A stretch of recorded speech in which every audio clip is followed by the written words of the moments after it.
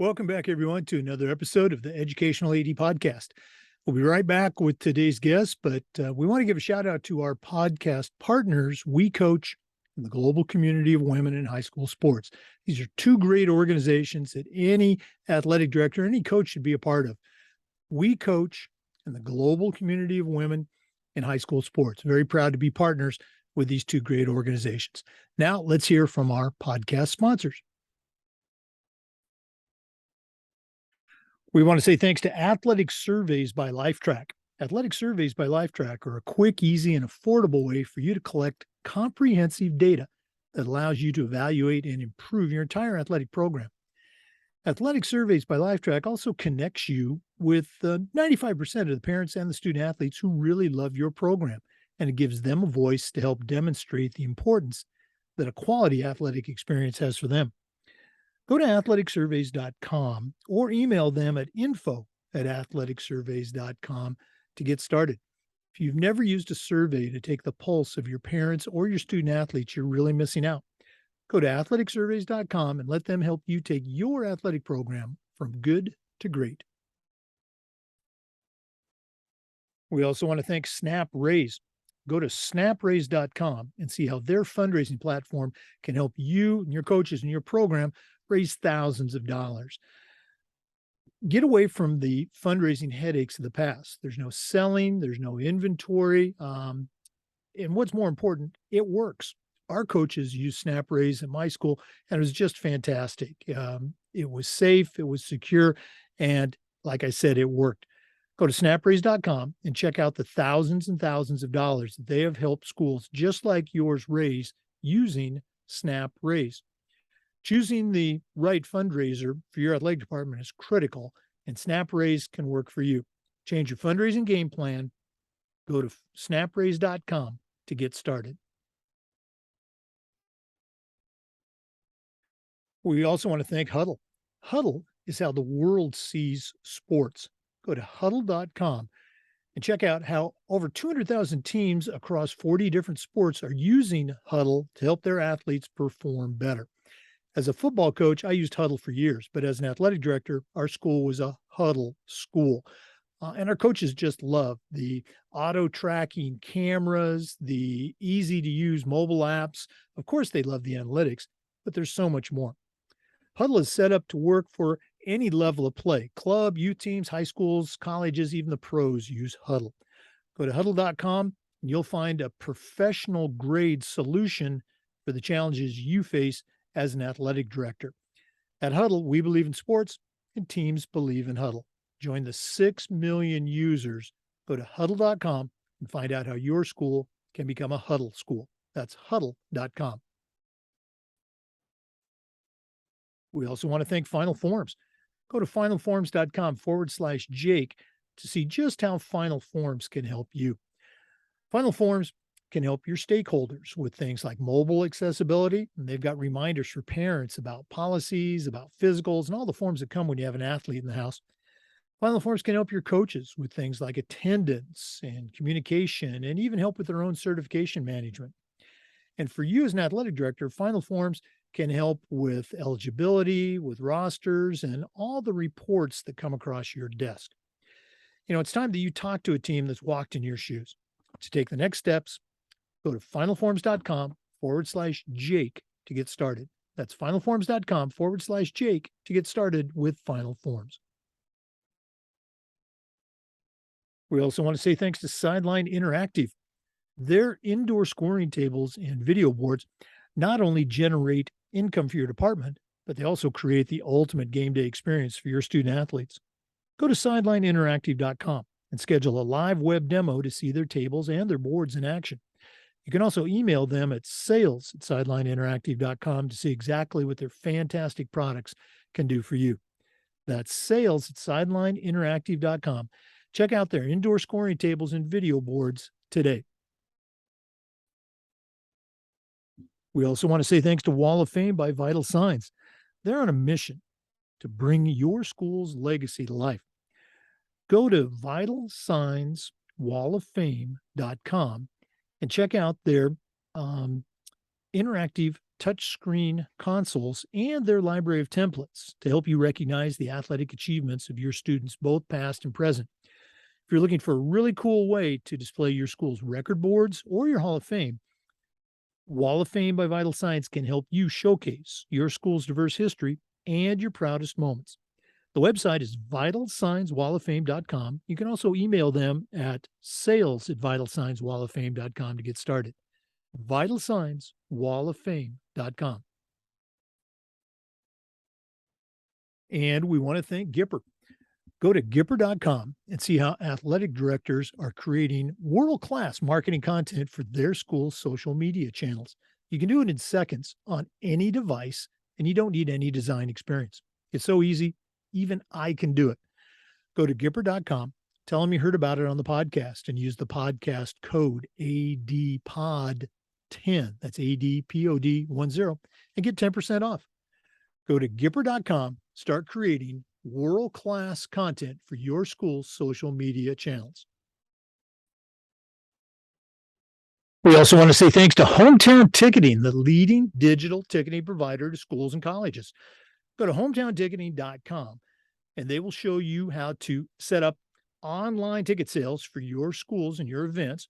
They'll show you how to scan the attendees that come to your games and collect your revenue. And every step of the way, you'll have a dedicated client success manager that's providing hands-on support. That's every step of the way. Go to hometownticketing.com to also show you how to set up online ticketing for things like school dances, theater performances, music concerts, even graduation. Go to hometownticketing.com and start selling your tickets digitally. That's hometownticketing.com. Welcome, everyone, to another episode of the Educational AD Podcast. We're staying in Florida today, and our guest is Rick Tribit. Rick is a certified athletic administrator, soon to be a CMAA, and he's the director of athletics at Osceola High School in Osceola, Florida. Rick, welcome to the podcast. Thank you. Appreciate you having me, and looking forward to it. Well, we've been talking about this for a while, and I was glad we were able to get you on. I know it's a busy time for all ADs, so let's go and jump right in. We always like to let our listeners have a chance to get to know our guests. So give us the Rick Tribit story in about 4 minutes. Take us up through the college years, and then we're going to take a break. When we come back, we'll hear about your early years teaching and coaching before you became an AD. So what's the Rick Tribit origin story? Well, I'm sure it's a lot like a lot of other people's. I grew up in the Northeast in Newcastle, Delaware, a sports rat. There was a group of about 4 of us, and we took spray paint and painted fields in front of, or courts or rinks in front of everybody's house. And, you know, we played pretty much every sport there was. You wouldn't know it by looking at me now, but back in those days, I was the runt of the litter.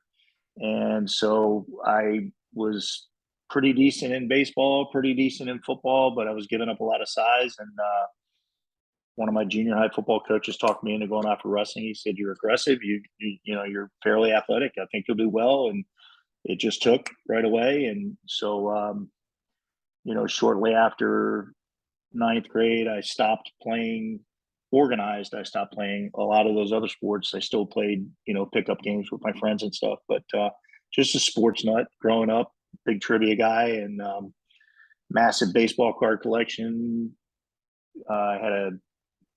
We'll get into this later, but I had a pretty decent, I thought, retirement plan. I had a Mike Schmidt autographed rookie card, and being where I was, those guys, the Phillies of the 80s used to come to our sports banquets all the time. So I had Larry Boa, Greg Lazinski, Gary Maddox, Bob Boone, Mike Schmidt, rookie card. They were all autographed. And when I was away at college one time, my mom was in the process of moving, and she saw what she thought was just, an old collection of cards. And I also had the Stanley Cup champion flyers, the entire Getty Oil used to put out this stamp collection, stamp book, and I had it autographed. And she sold all, and was tickled pink, sold it all for like $100. And she goes, "Here, I got $100 for that ratty old card collection you had. And I just looked at her and shook my head. I was like, Mom, the Mike Schmidt rookie card was worth 5 times that. So at any rate, I just grew up a sports nut. And then when I got into high school, my parents had gotten divorced, and coaches were key in keeping me focused and keeping me on track. I knew from the time I was about 5 or 6 years old that I wanted to go to college. I just didn't know what that roadmap looked like because nobody in my family had ever been to college. But my grandmother lived down the street from a small one right outside University of Delaware, and she used to take me on Saturdays to go watch the football games, and I just loved the pageantry of the whole thing. To me, I was hooked. And so, we moved to Florida when I was in ninth grade, and I got to be a teacher's assistant for the athletic director my last 2 years in high school. I just thought that was the coolest thing in the world. And you could get away as a student with doing a whole lot more than you can these days. I was in charge of emptying the Coke machines and restocking them and counting all the money. And of course, you would never let anybody do that now as a student. But back in those days, I was basically the assistant AD for all intents and purposes. I was painting fields. I was checking inventory. I was doing it all. So went away to college and wasn't sure what I was going to do from there. I was an advertising public relations major in college and tried my hand at it when I got out of school, and then just decided that wasn't really for me. And I started, I had wrestled my first 3 years until they dropped the program at UCF. So when I got out, I started volunteering at a buddy's school and then just decided, you know what, I'm going to go back and I'm going to be a teacher and a coach. And that's what I did. A number of people we talked to, including myself, had a similar high school experience as far as working with either a head coach or an athletic director, off season. And I remember those experiences vividly, just thinking, this is the coolest job in the world. But never dreamed of at the time you're in high school, never dreamed about coming back and doing it for real. Well, very cool. For our listeners, our guest today is Rick Tribit. He's a certified athletic administrator. He's the athletic director at Osceola High School here in Florida. We're going to take a quick break. When we come back, we're going to hear more about his early career. Please stay with us. This is the Educational AD Podcast. We want to say thanks to Hometown Ticketing for their support of the podcast. Hometown is the leading digital ticketing provider to schools and colleges in the United States, and you can be part of the Hometown team too. Go to hometownticketing.com. They're going to show you how to set up and sell your tickets online. They'll show you how to scan the attendees that come to your games and collect your revenue.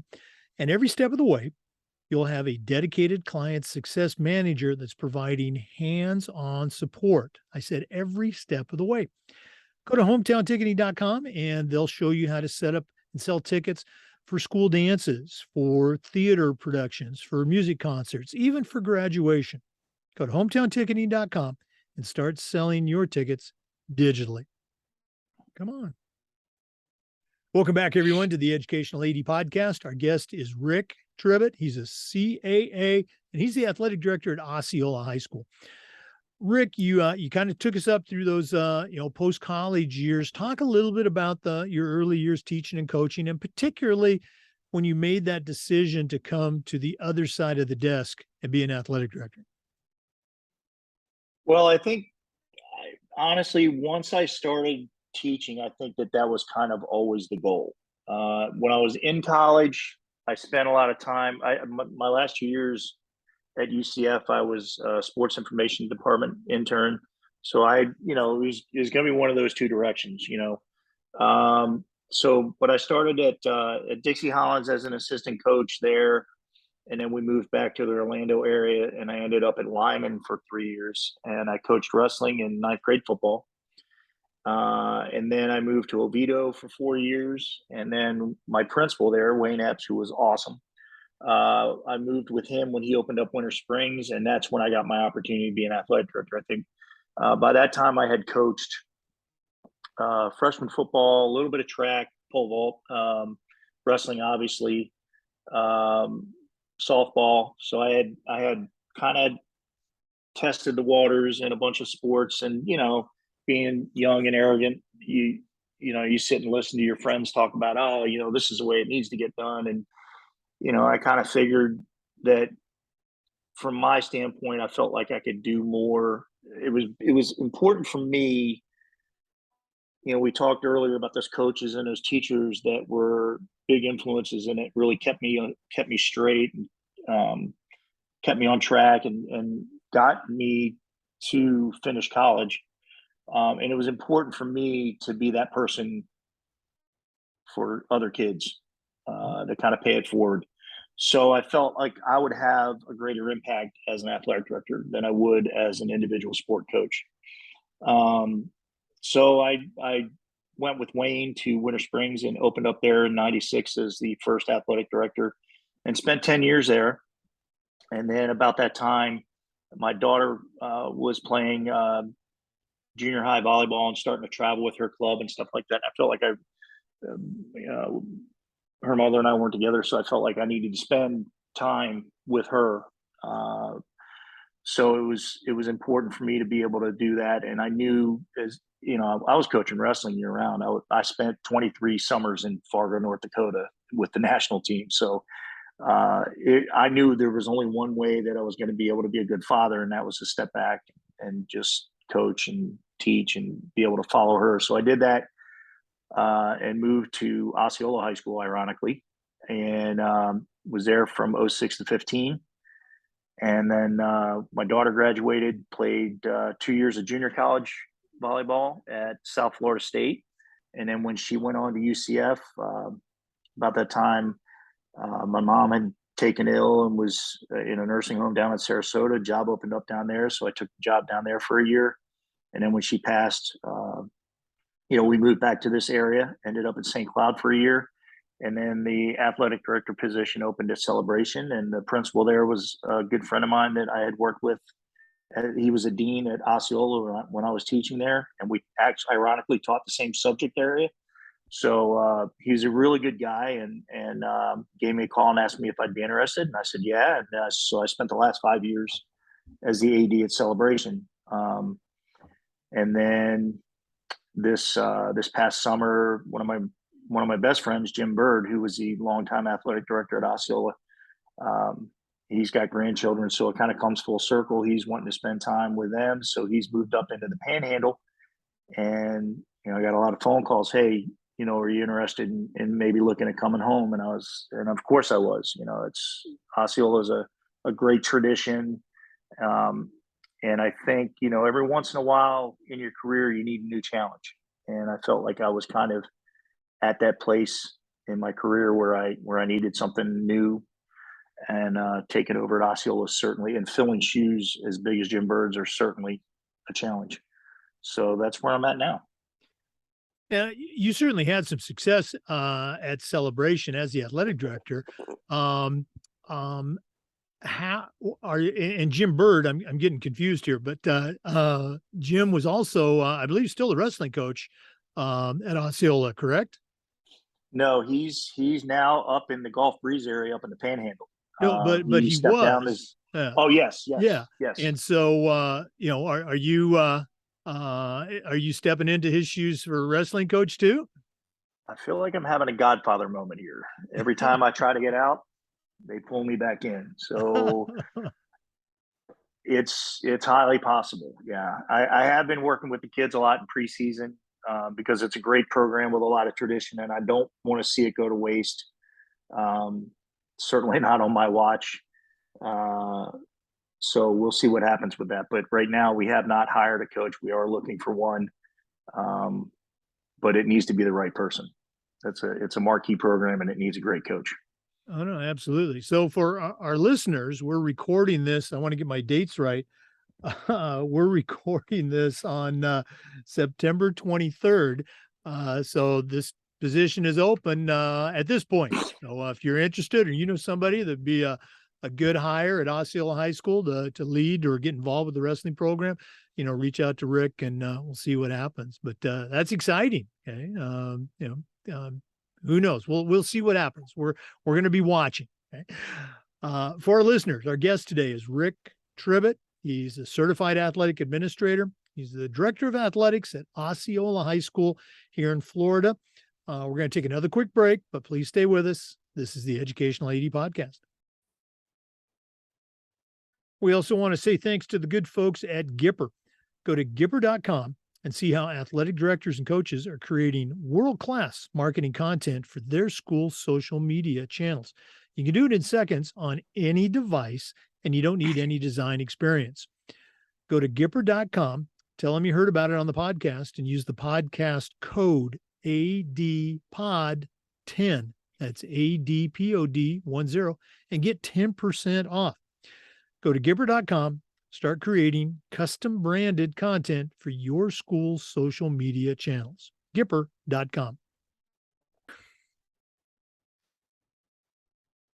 So your last commercial, you mentioned Gipper. We started using them last year when I was at Celebration. I'm using them again now at Osceola, and they've been awesome. It's really stepped up our social media game. Really pleased with what we're able to do with that. So that's definitely a great product I would highly recommend. Okay, I really appreciate you sharing that, Rick. I know the folks at Gipper do too.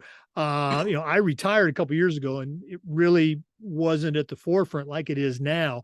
So I know our listeners like to hear an actual AD instead of a retired one talking about it. So thanks for sharing.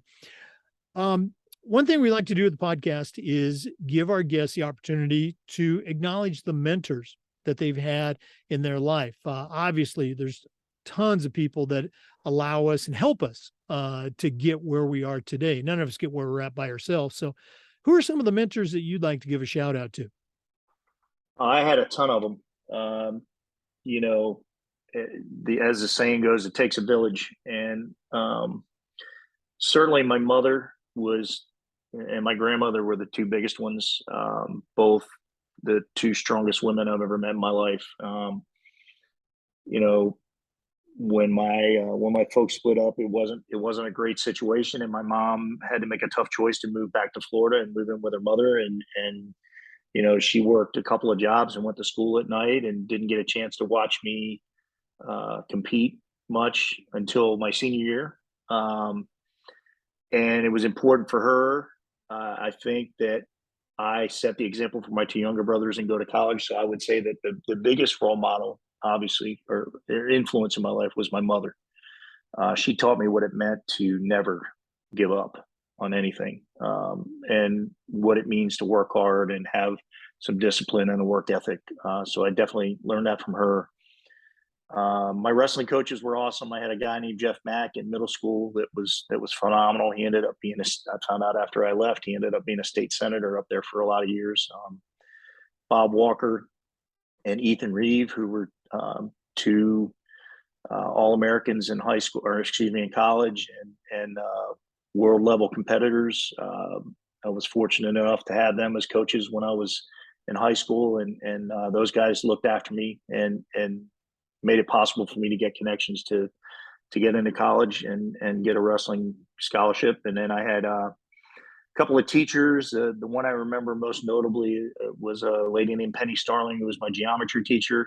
And I was not very good at math and spent an awful lot of time sleeping in class because I was tired from cutting weight. And she was just very, very patient with me and showed me what it was like, or what it meant to have somebody that was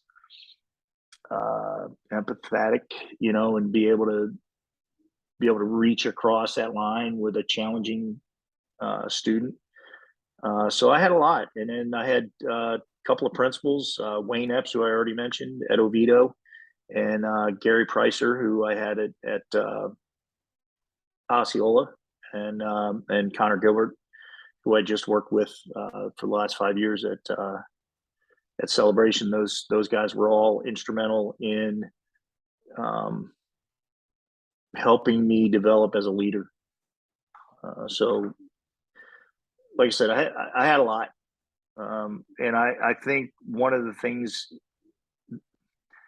that's made me who I am today is I've always had a really like an innate ability to be able to observe and absorb lessons from that, good and bad. I tell kids all the time when I go to when I go to clinics, I've been wrestling since 1975. When I go to a clinic, there's not a whole lot of things that I'm going to see that are, hey, I haven't seen that before type moments. But I do know that I walk away. I go in there with the mindset that I'm going to walk away with something new that I can take back and add to what we're already doing. And so the concept of being a lifelong learner, and sometimes that means you go someplace and you listen to somebody speak, or you watch them demonstrate something, and you go, never going to do that ever. It's not always a great example that you learn from, but you do, it reinforces the things that you're doing right. And you look at some things that this is not the way things should get done. And I think I've heard you speak to it at conferences where, the way things were done, back in the 70s and 80s and even the 90s, we can't do that. And, when you talk about sportsmanship and things of that nature, and how kids should and should not interact in the game, those are all, great lessons to take and learn from. So, again, I just try to be observant and steal things that are good, and discard the things that I know aren't going to work. Again, I just, people who listen to the podcast, they hear me say this all the time. I just love listening to the stories, and I do. And it's great that you got such breadth and depth, to your mentors. Some you can still, have conversations with, to this day. I just, this is sort of off point, but maybe you'll see where I'm going. I just saw this the other day, and it brought back I'm going to say a young boy, early teen, maybe, memory.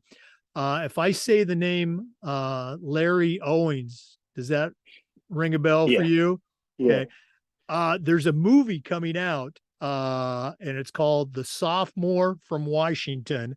I saw the trailers on YouTube. I don't know if you've seen it yet, but I was watching that day on Wide World of Sports when Larry Owens beat Dan Gable, or maybe it was a replay.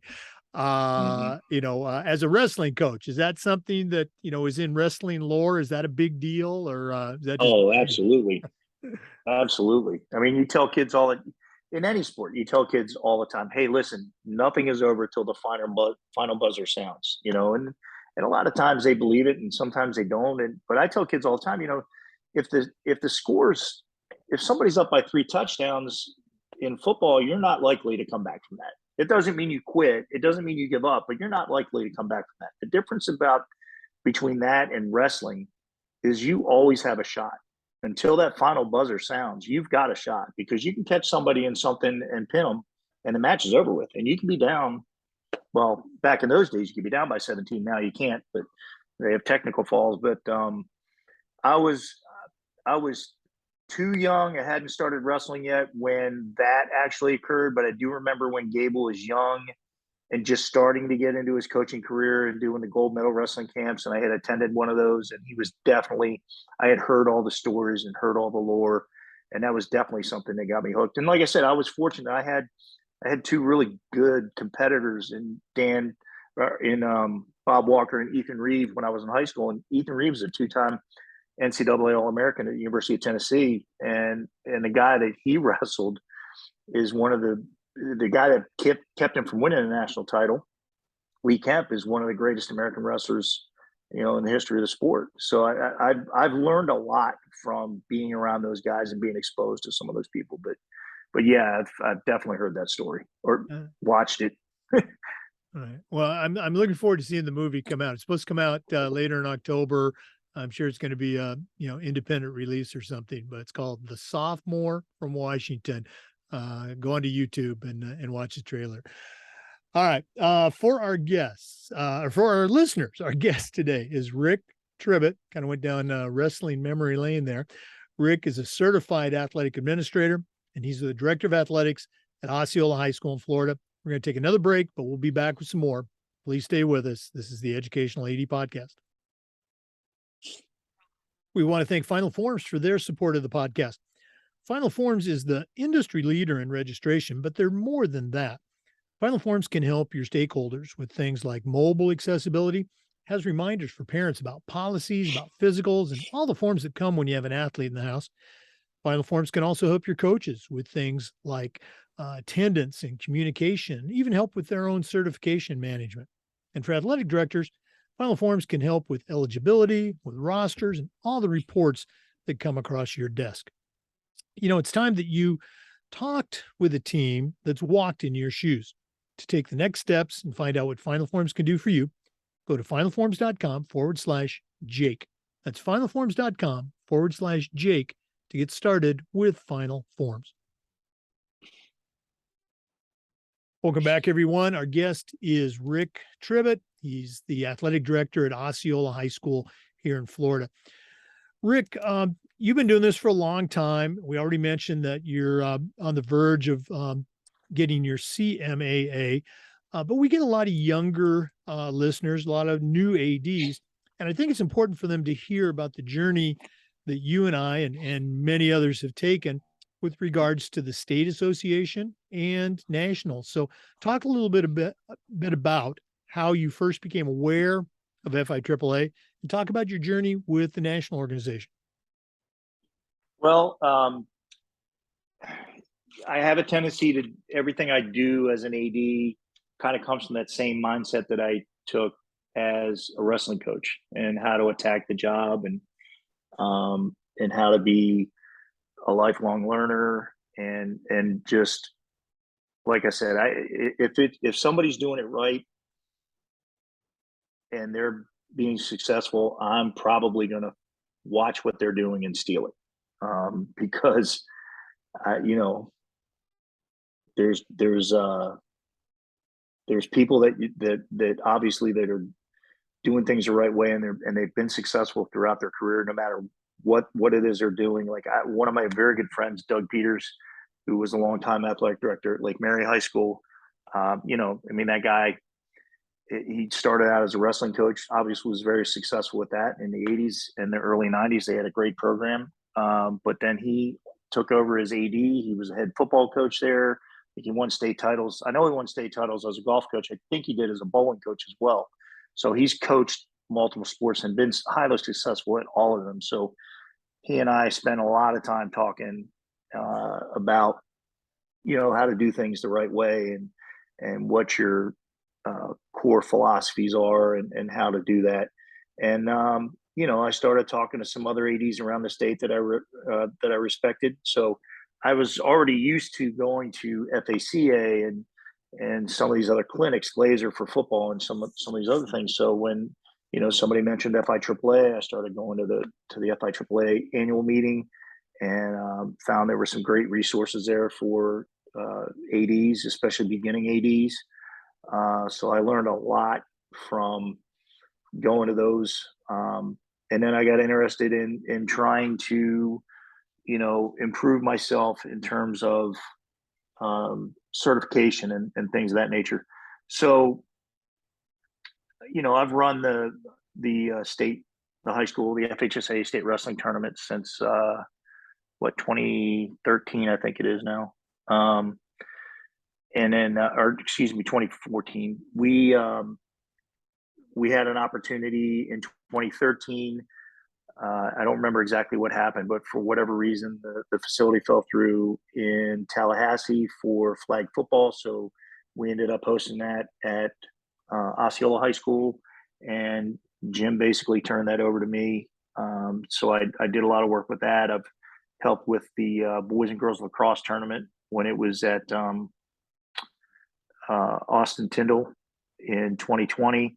So I've had a lot of opportunity between running state association events, and then also USA wrestling events, cadet national duels over in Daytona, locally our state qualifiers and state championship events here in Florida. And then, as I mentioned before, I ran the Florida national team for about 20 years. So I've had a lot of experience kind of doing those types of things. And so through networking, it just got to be important to me to start looking into, certifications and educating myself on how to be more effective at my job. So that's where, becoming a CAA was important, and now I'm working on my CMAA. Hope to have that done, before the end of the school year. So I'm currently working on that, and then I've reached out to several people in the state that I know that have been active and involved with FIAAA and NIAAA, like Andy Childs and Dan Talbot and Ryan Adams and um, yourself, and just try to pick the brains of those people because they've been in it, and got to teach my first LTI this past spring, which was really cool, and I hope to do some more. So it's that's that giving back part that I talked about earlier. That's important as well. So um, I'm not sure that I have all the answers or that I may be the best source of information for a lot of people a lot of the time, but I'm definitely willing to help the next generation of ADs coming up, and hopefully keep them from making some of the mistakes that I've made along the way.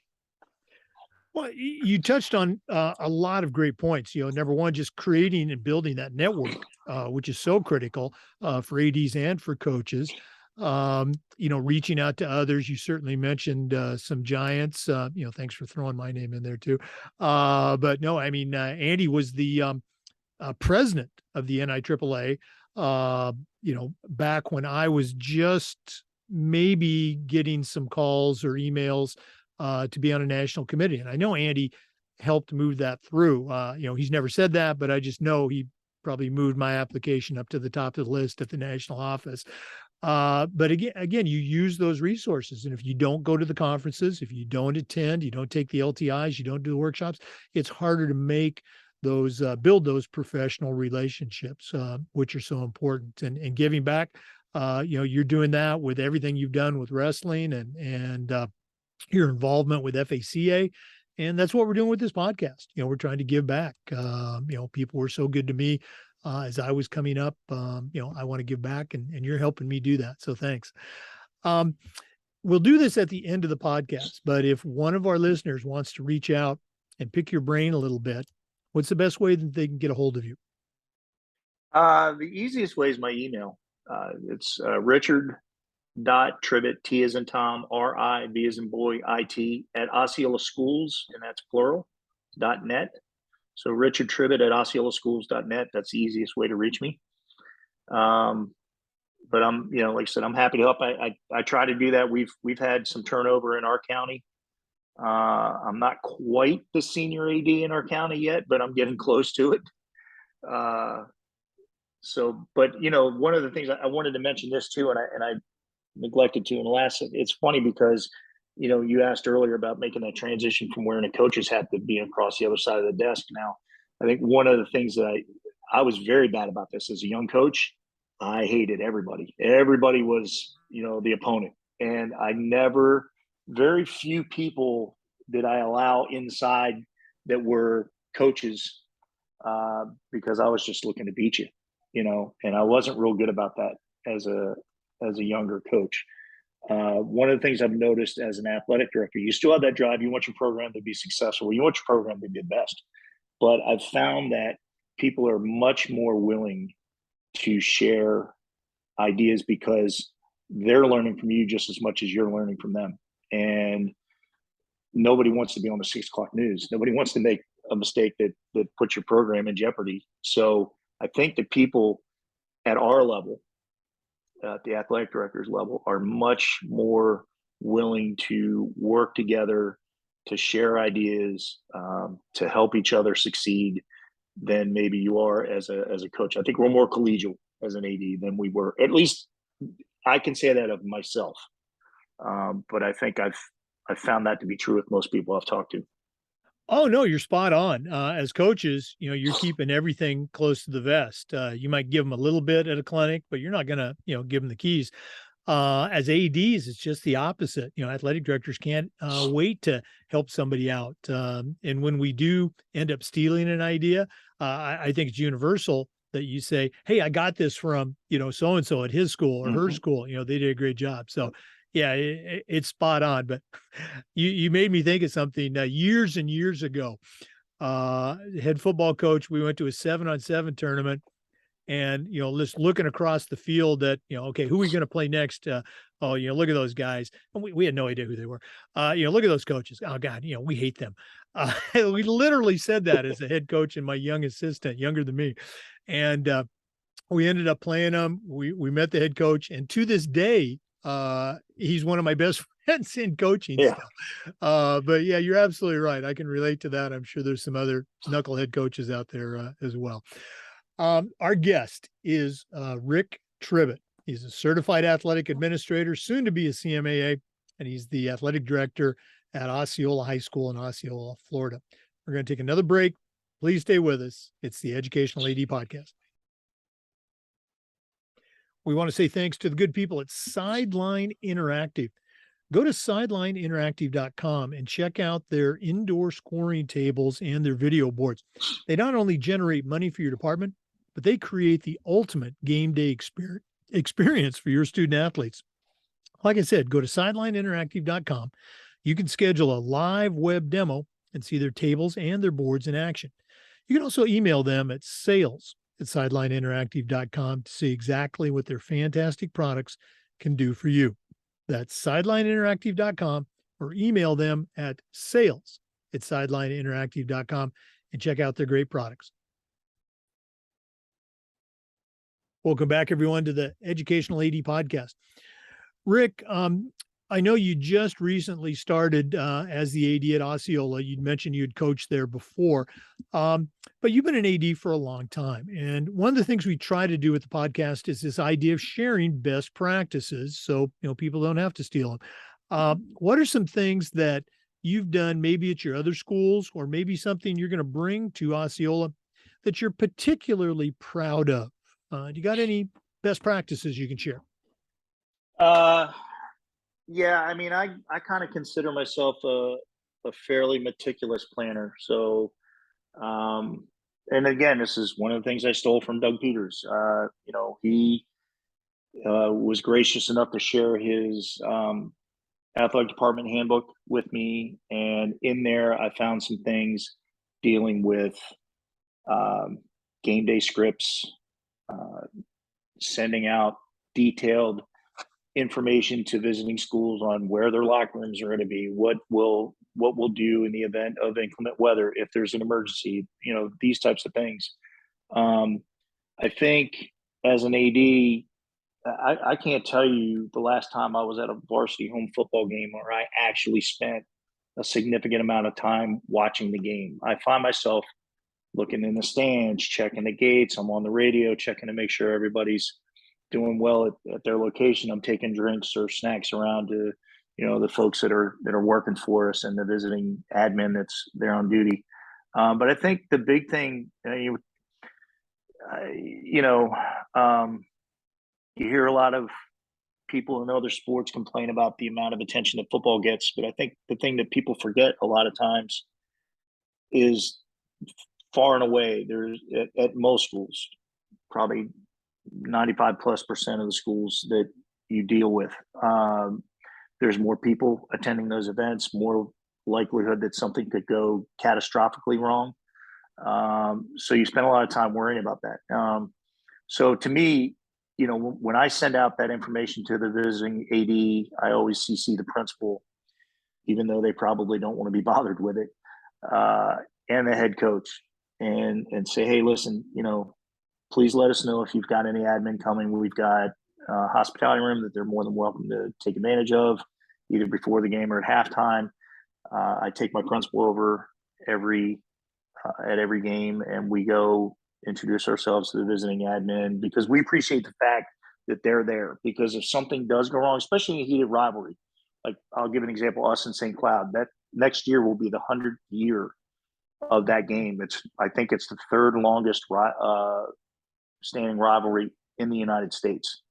So we're trying to plan something special for that. But there's been times where that's been an ugly game, as I'm sure you can imagine. But try to make it. It's important that those visiting team admin people are there because they know their people better than we do, and the likelihood of something, if something starts to happen, that we have a better outcome is better if they're there because they know them. They're going to respond to them better than they will, say, an administrator or a coach from another school.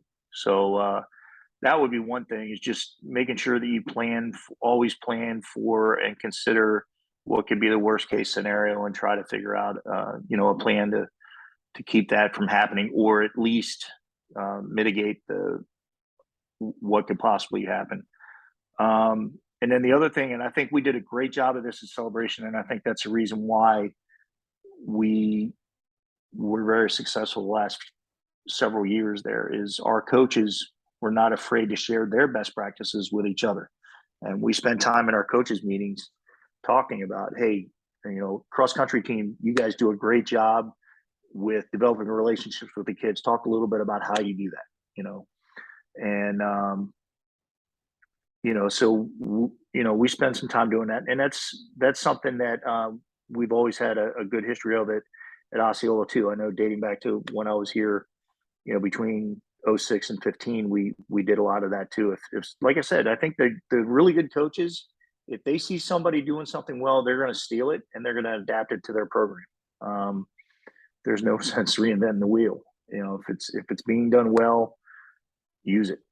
And the big thing this year that coming out of COVID, I found out we hadn't had a pep rally at OHS in several years. So we had one. We played Seminole a few weeks back, and Fox 35 got involved with it, and we did live feeds from both schools throughout this 3-hour period. And I had seniors come up to me and they said, "This is really cool. We have never done anything like this." And it's just so strange. I'm in my 33rd year now, so it's strange for me to hear that a kid hadn't been to a pep rally before. So we're going to try to do more of those. I liked when I went to Sarasota, it was the first time I'd ever seen anybody do one in the morning before school out in the courtyard, and they were phenomenal. And it really got the day kicked off well. Everybody was in great spirits all day. I think it helped the teachers in the classroom as well with that. So we're going to do some of that. And then we're also going to create a student section. So right now I'm in the process of, getting banners and shirts and things of that nature, and try to come up with guidelines, because I do want to make sure I want the kids to have fun, and I want them to be rowdy, but I want them to recognize that there's a line we don't cross, and that's a tough thing when you're dealing with 15 to 18-year-old kids. They sometimes get caught up in the moment and get carried away. So I'm trying to hedge that as much as possible. Yeah. Again, it's that dilemma, ADs and schools, they want, school spirit. They want that, the support of their fans, but sometimes they don't always get the best example watching, college sports and some of the things, that happen with student sections there. That's exciting about that 100th anniversary. I just talked to an athletic director in Minneapolis a couple of days ago. They're going to be having their 100th anniversary as a school. Wow, 100 years competing. That's got to be something cool. I think I'm gonna have to put that on my calendar. Well, the really cool thing about it is, for a long, long time, neither St. Cloud nor Osceola had a home football stadium. We played in the old Silver Spurs Arena, which was with the old rodeo arena. So, sometimes there were a few steaming divots you had to avoid while you're out there. But Brian Smart, who's the new AD at St. Cloud, he and I have known each other for several years, and I actually worked with him when I was over there. We would both like to take that game back there next year. Obviously, the rodeo doesn't exist anymore. They've got a nice brand new arena in its place, but it's not big enough to play a high school football game in. But there is the old single A affiliate for the Astros had a stadium there, and now the Orlando Lions use it as a training facility. So we're hoping that the dimensions of that stadium will be big enough that we'll be able to shoehorn a football field in there and possibly play that game at the location where historically that game took place for such a long time. I think that would be a really cool thing for that 100th anniversary. And if we can't make it work, we'll come up with something else, but we're definitely going to highlight the 100th anniversary of that game. It's going to be a big deal. Oh, yeah, absolutely. I'll look forward to that. That's not too far from where I'm at. So, for listeners, our guest today is Rick Tribit. He's the athletic director at Osceola High School here in Florida. We're going to take another break, but we'll be back with some more. Please stay with us. This is the Educational AD Podcast. We want to thank the good folks at Vital Signs Wall of Fame for their support. If you're looking for a really cool way to display your school's record boards or your Hall of Fame for your athletic department, go to vitalsignswalloffame.com. Their interactive touchscreen consoles and their library of templates help recognize the athletic achievements of your students, both past and present. Go to vitalsignswalloffame.com and they'll help showcase your school's diverse history and your proudest moments. That's vitalsignswalloffame.com, or you can email them at sales@vitalsignswalloffame.com for more information. Okay, check them out. Really great products, and their customer service is just fantastic. vitalsignswalloffame.com. Welcome back to the Educational AD Podcast. Rick, you and I were talking again. We're of a similar age. I'm a little bit older than you, but 100 years ago, when I was in high school, our coaches would say things like, "Come on, Jake, you got to be tough, or you got to suck it up," and we kind of knew what they meant, and we did it. In the many years since then, we've figured out much better ways to communicate with kids and coach kids. But I still feel that toughness is an important trait in sports and an important trait in life. So here's my question. How can we help kids develop toughness while also being aware of the very real challenges that a Generation Z kid is experiencing that I never had to go through? Do you have any advice for us? Yeah, this is where I feel like wrestling really did the best for me, because as I mentioned before, my mom ended up being a single mom, and my dad was like the original deadbeat dad. So it was tough. She worked two jobs, and one of those jobs was cleaning the offices of the company that she worked for. So Tuesday and Thursday nights, I'd come home from wrestling practice, we'd eat dinner, and instead of doing homework, we got in the car, we went and we cleaned the offices of the company that my mom worked for. And, that was probably about 3.5 hours. We usually get home around 10 o'clock. And then by that time it was, go to bed. We didn't really have enough time to do homework on those couple of days. So I had to be good about managing my time. There was a lot of times I rode my bike back and forth from school because, I didn't get a driver's license or a vehicle for that matter until my senior year. So I had to do a lot of things differently and I don't know if you're familiar with the St. Pete Seminole area, but they were fairly affluent school that we went to. We were definitely from the other side of the tracks. So there was a lot of things that I had to do that, a lot of my classmates didn't. I was working 30 plus hours a week, either in my uncle's garage for no money because he was maintaining my mom and my grandmother's car for free, or, slugging around in a restaurant, bussing tables and washing dishes while still trying to maintain a 3.5 GPA and wrestle and go to school and stuff like that. So I think a lot of it is modeling. I think that's the biggest component of it. The people in their lives have to be tough people. They have to be gritty people. They have to be people that, with all due respect to John Myers, there is a real world, and the kids need to know that it's, nobody, once you get outside this little cocoon, I tell people all the time, we need to hold kids accountable in school, because if we don't, they're never going to learn that lesson. The worst thing that happens to them in high school is, maybe they go home for a day or two, or, they're not ever going to have, it's not going to be, excuse the phrase, it's never going to be a death sentence. It's not going to be something they're not going to be able to come back for. They're going to make a mistake, and sometimes it'll be a serious consequence, but it won't be something they can't come back for. And that's going to change when they graduate from high school. And they need to know that. And they need to know that outside of their family, nobody cares about them. that they're going to have to work hard to make a living and to support their family. And there's going to be times, where they're going to come home and, the husband or the wife's going to be having had a bad day, and the kids are going to be screaming, and there's, not a lot of food on the table or whatnot. And they're going to have to figure it out.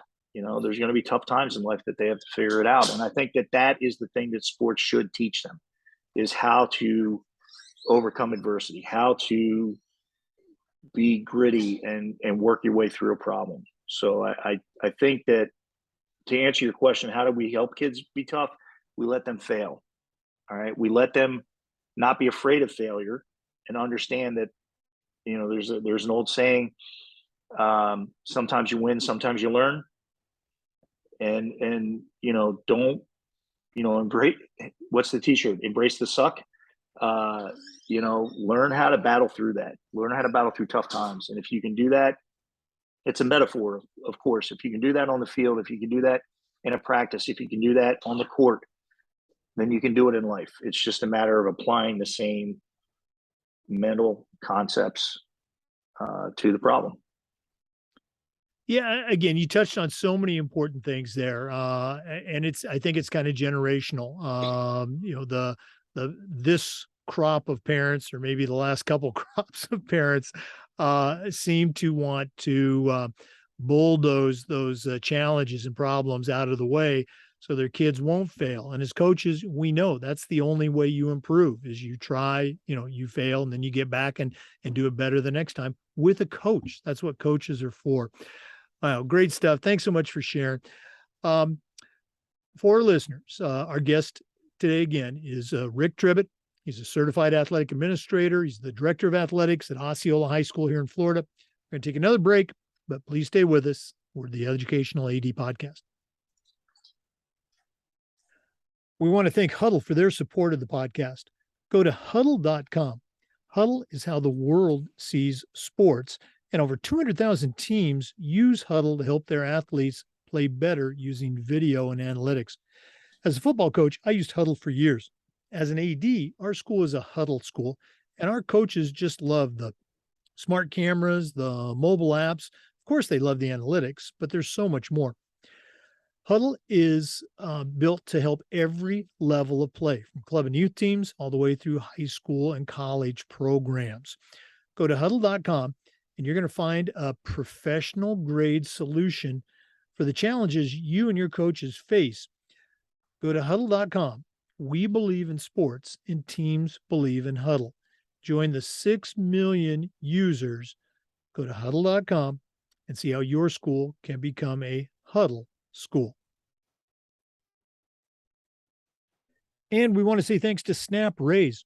Go to snapraise.com and check out their fundraising platform.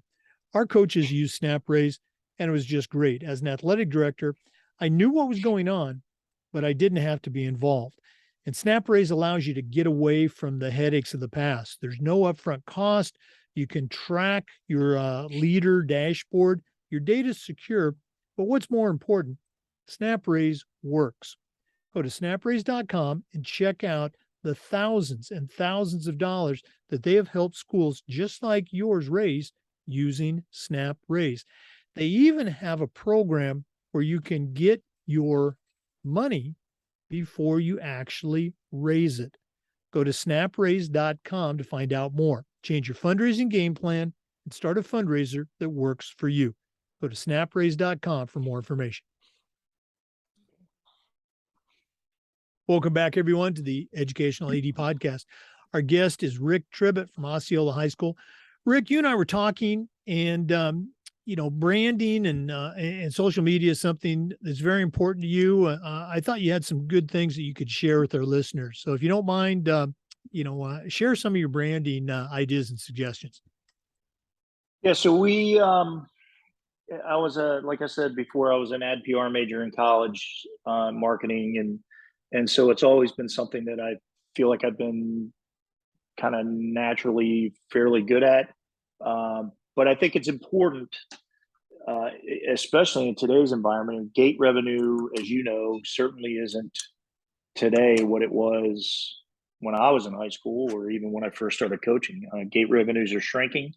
And, the expectation coming from the community is that you're still going to provide that same level of, uniform and equipment and whole package, for lack of a better word, for their kids involved in these programs. And with gate revenue shrinking and officials fees increasing and transportation increasing, how do you bridge that gap? And I think the key to that is branding initiatives. And we were, I think, very successful at that at Celebration. They had already started. I think one of the things, and again, I'm sorry for kind of skipping around, but I worked with Eric Godfrey at St. Cloud, and I want to use them as an example because their mascot's a bulldog. Well, there's probably 4 or 5 different bulldogs that you can recognize right off the bat that they're stealing from somewhere else. It's either the Fresno State Bulldog, or it's the Butler Bulldog, or you know what I'm saying. It's something. Everybody's using the same 4 or 5 bulldog mascots.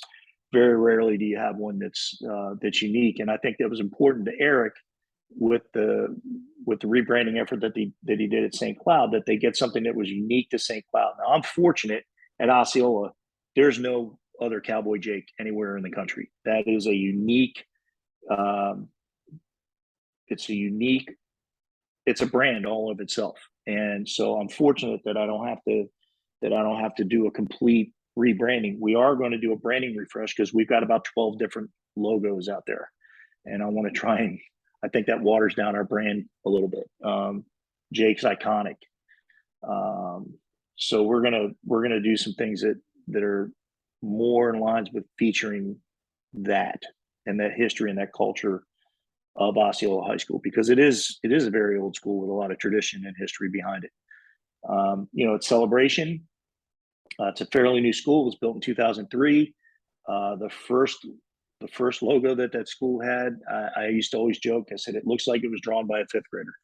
A little tornado with the word "storm" written across the top of it, and turns out it was drawn by a 7th grader at the K8 before they became a K12. While they were a K12. So the principal, before we got there, had already gone through the process of coming up with really awesome logo. It's unique. Nobody else has it. So we just basically worked from that point forward in coming up with. We came up with our own font style. Made sure that we had our colors and our word marks and everything standardized. And I just started talking to the coaches and listen, if you want to do a t-shirt with a theme for the year, that's one thing. You can use your logo that you've been using, but anything that's an official team uniform, it's a warm up, it's a shooting shirt, it's a singlet, it's a jersey, that has got to be in our colors. It has got to use our word marks, and it has to use our logo. It's a singular element. Everybody recognizes it when they see it. There's a lot of, you look at Manatee, they're the Hurricanes. It's very similar to the Storm. A lot of people were wanting to do something similar to that. Well, why should we do that? Let's be unique. Let's be Celebration High School. Let's be proud of that. And that's kind of the theme that I'm talking with our coaches at Osceola about.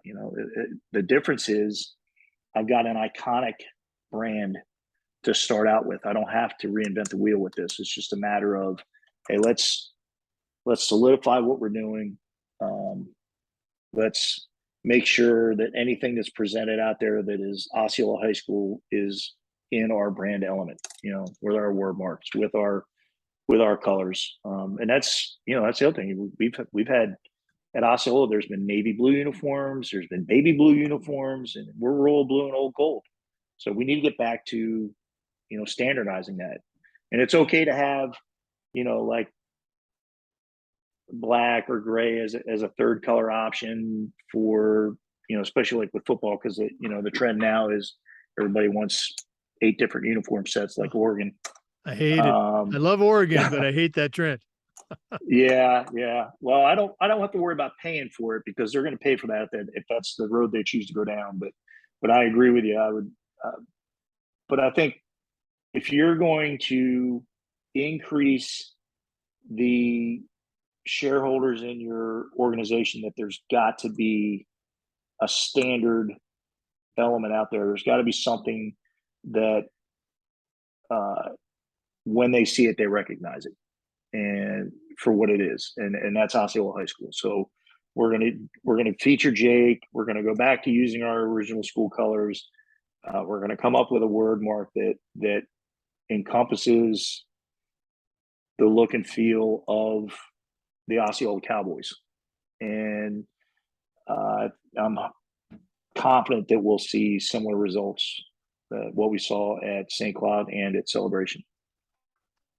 No, I am right there with you on, branding. This is who we are. This is our school, and basketball, softball, baseball. They don't have a different version of it. This is our mascot. These are our colors. No, absolutely, I'm right there. I love the history. It's just it speaks to me. And those multiple. I was a football coach, and as an AD, I would tell our coach, no, you don't need a blackout uniform. It's not our color. You don't need a camo uniform. We're not duck hunting. Okay. But that was me. I guess I'm a It's cranky old athletic director. Yeah, well, I'm right there with you. I mean, I remember being at Oviedo, and of course, we're black and orange, but the softball coach there, she was awesome, but she wanted pink. She had the girls dressed in pink all year. I'm like, that's not our school color. We're orange and black. And I understand that, and this was before everybody was doing the pink games, the dig pink or Uh, the breast cancer awareness, and way before that. okay, that's another soapbox that I told our coaches about. We are not buying pink jerseys and pink socks. Um, wear a pink wristband. People know about breast cancer. All that money you want to spend on uniforms, give that to Susan B. Komen Breast Cancer Foundation. Right. That's how we show our support, not by wearing or spending on a stinking pink jersey that we're only going to wear once a year. So, but I digress. Okay. Rick, this has been really cool getting to know you and spending some time with you, but we're not done yet. We always wrap up with the athletic director's toolbox segment. We're going to take a quick break, our last one, and we're going to hear from Athletic Surveys, who sponsor the toolbox segment.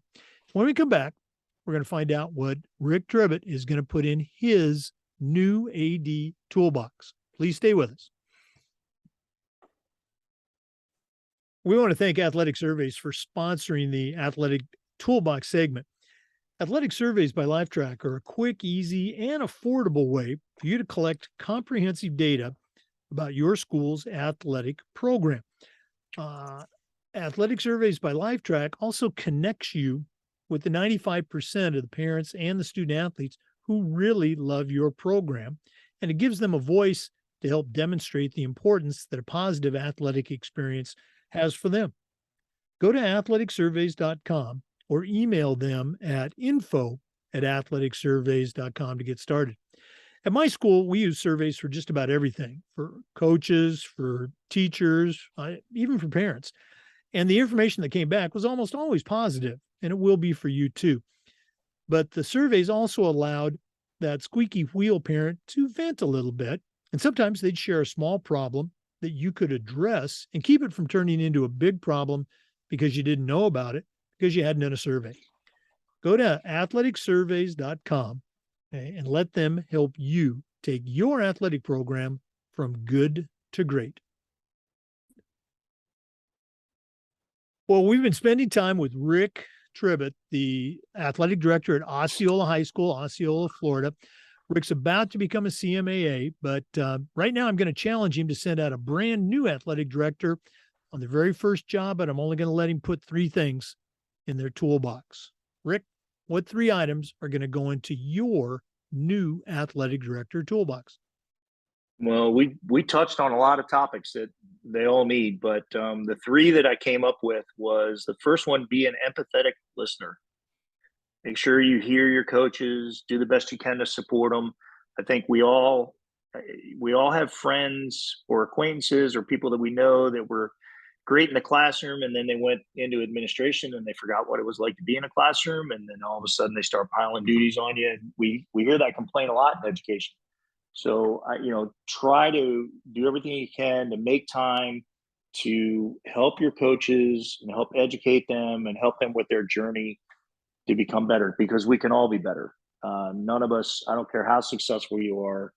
I had a good conversation with Coach Castle at Lakeland a couple weeks ago when we went down there and played them, and he hit on it too. He said, I've been doing this for a lot of years, but I never feel like I've got it perfect. I'm always working to be better at it. So I think if you take that mindset in as an AD, that you're there to make your coaches better coaches, that'll take care of a lot of things. The second one, and I think this is important for the kids, is be visible. It was something that I did at Celebration. I try to I can't be everywhere all the time. And I always feel bad when a kid comes up, "Hey coach, we missed not seeing you out at blah, blah, blah." And I always feel bad when I hear that. But, I got a great compliment the other night at Osceola. I went to a swim meet over at St. Cloud, and I had a parent come up to me. She goes, "Well, you're stuck. You have to come to every swim meet from here on out for the rest of the year. My daughter just won her first race." And she went out there before the race and she said, "Oh my God, the AD's here. What am I going to do?" So be visible, let the kids and the parents know that you care. Because, even as visible as I was at Celebration, you'd still have the occasional parents, "Oh, all you care about is football and wrestling."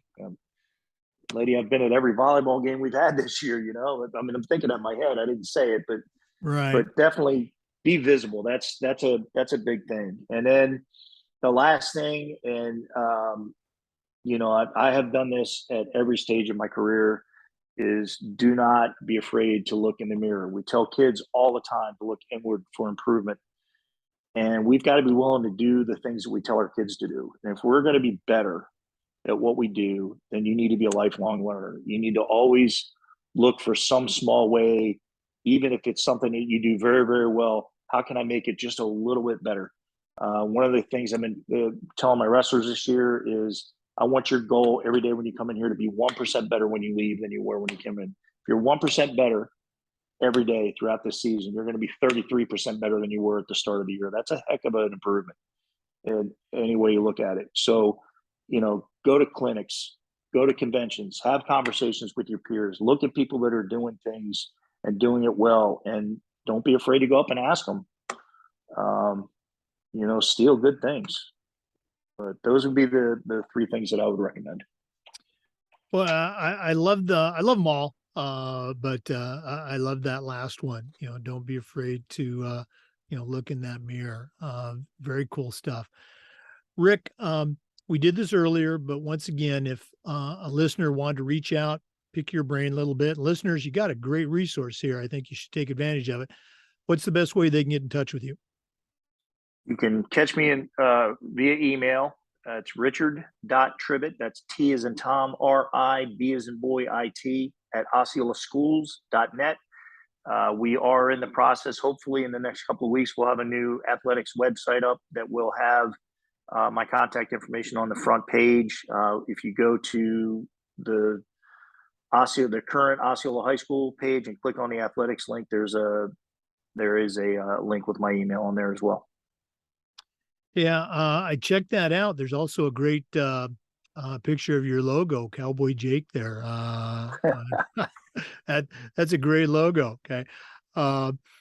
Rick, thanks so much for joining us today. I know you got a ton of things going on right now, but we appreciate you sharing, and all the best moving forward. Remember, listeners, if you got a great, and I do mean a great candidate for a wrestling coach position, get in touch with Rick. We might be able to make something happen. But thanks, Rick, for everything today. Thanks so much for having me. I really appreciate it. For our listeners, remember the Zoom recordings of every interview get uploaded to the Educational AD Podcast YouTube channel. We appreciate you listening today. Come back just about every day for new content on the Educational AD Podcast. We'll see you next time. Once again, we want to thank everybody for listening. We also want to give a shout out to our partners, We Coach and the global community of women in high school sports. Check out these two great organizations. They've got tremendous resources for you and for your coaches. We coach in the global community of women in high school sports. We'll see you next time on the Educational AD Podcast. Everybody have a great day.